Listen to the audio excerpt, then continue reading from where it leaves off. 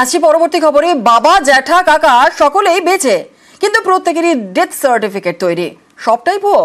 আর এই সব ভুয়ো ডেথ সার্টিফিকেট কাজে লাগিয়েই পরিবারের কোটি টাকার জমি হাতানোর চেষ্টা। এমনই চাঞ্চল্যকর অভিযোগ মালদায়। হরিশ্চন্দ্রপুরে মিউটেশন করতে গিয়ে ঘরের ছেলের পর্দাফাঁস।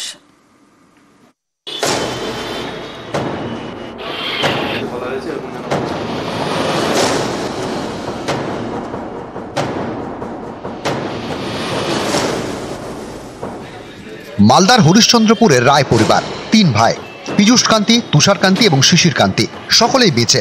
এই 3 জনের নামে রয়েছে 1.5 বিঘে জমি, বাজারে যার দাম প্রায় কোটি টাকা। এই জমি হাতানোর চেষ্টার অভিযোগ উঠেছে তুষার কান্তির ছেলে তুহিন কান্তির বিরুদ্ধে। অভিযোগ, কোটি টাকার জমি হাতাতে বাবা, জ্যাঠা এবং কাকার ভুয়ো ডেথ সার্টিফিকেট তৈরি করেন তুহিন কান্তি। এরপর উত্তরাধিকার শংসাপত্রের জন্য আবেদন করেন স্থানীয় পঞ্চায়েতে। ডেথ সার্টিফিকেট দেখে তা মঞ্জুরও করে দেয় পঞ্চায়েত। এরপর জমি মিউটেশন করাতে যান তুহিন কান্তি, সেখানেই পর্দাফাঁস। মিউটেশনের জন্য হরিশ্চন্দ্রপুর ভূমি ও ভূমি রাজস্ব দপ্তরে আবেদন করেন তুহিন কান্তি। যাদের নামে জমি রয়েছে তাদের ঠিকানায় চিঠি পাঠানো হয়। চিঠি পেয়ে তারা হরিশ্চন্দ্রপুর ভূমি ও ভূমি রাজস্ব দপ্তরে রিপোর্ট করেন।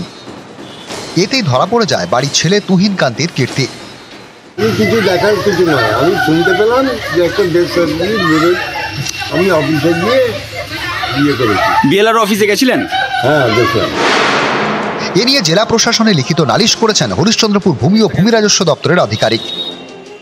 আমরা ওয়ারিশ কেসে ইনকোয়ারি করতে এসেছিলাম। ইনকোয়ারি করার পর হিয়ারিং করার জন্য নোটিশ করার সময় ধরা পড়েছে যে ওয়ারিশ সার্টিফিকেট দেওয়া হয়েছে, যে মারা গেছে, দেখা যায় সে জীবিত আছে। আবেদনকারী কারা ছিল? তুহিন কান্তি রায়।